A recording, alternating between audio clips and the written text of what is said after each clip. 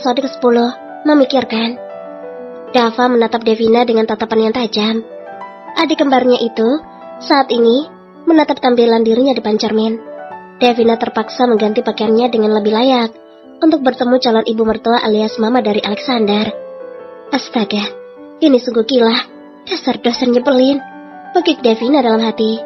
Iya, mau tidak mau senang tidak senang, Devina harus mengikuti kemauan Alexander yang menurutnya sangat tidak masuk akal. Entah kenapa pria itu selalu menjadikan Devina sebagai pelayan yang sedang disandera karena ancaman. Ya, sepertinya Alexander menjadikannya tameng untuk dibawa ke depan mamanya. Setelah mengetahui bagaimana cerita dari Mommy Stella, bahwa Alexander selalu menolak semua wanita yang diperkenalkan oleh mamanya itu. Jadi benar, kalau kamu berpacaran dengan pria tua itu? Devina berdecak kesal dengan pertanyaan Dava. Iya, memangnya kenapa? Kamu gak setuju kan? Tanya Devina dengan mata berbinar.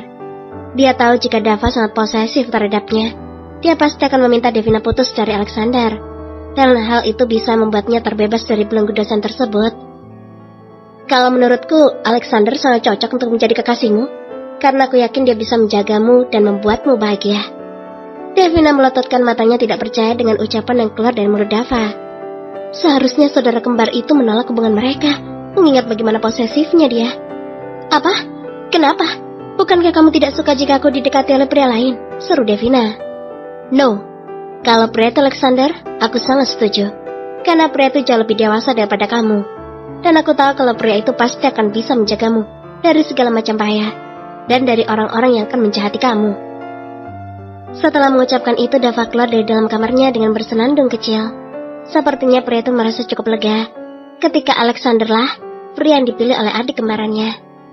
Devina, sejak tadi menatap pria di sampingnya ini dengan mata yang melotot.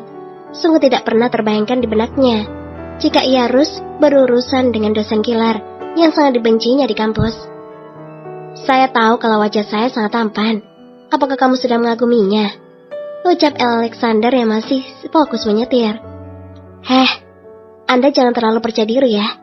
Saya hanya tidak menyangka jika orang seperti Anda bisa melakukan perbuatan yang tidak terpuji. Oh, lalu siapa memaksaku untuk menidurinya? Bahkan ketika aku sudah menolak dengan tegas, dia mengancam akan mencari pria lain. Devina mengepalkan tangannya di atas pangkonnya. Alexander bisa melihat itu lewat sudut matanya dan tersenyum menyeringai. Seharusnya, gadis perawan sepertimu tidak perlu pergi ke klub malam dan mencari pria random untuk kau ajak one night stand. Untung saja pada waktu itu ada aku, ujar Alexander. Kalau tidak, mungkin saat ini kamu sudah dimanfaatkan oleh pria-pria itu, lanjutnya. Devina langsung menoleh dan menatap pria itu dengan tatapan yang tajam. Bukankah sekarang aku juga sedang Anda manfaatkan? Itu artinya sama saja. Sudahlah, tidak perlu berdebat, ucap Alexander datar. Kenapa Anda berbohong pada keluarga saya?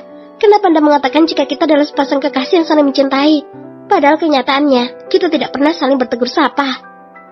Alexander menoleh sebentar ke arah Devina, kemudian fokus kembali ke depan. Dulu memang kita tidak pernah saling bertegur sapa. Tapi apa kamu tidak ingat? Semenjak malam itu, aku juga tidak bisa berhenti memikirkanmu.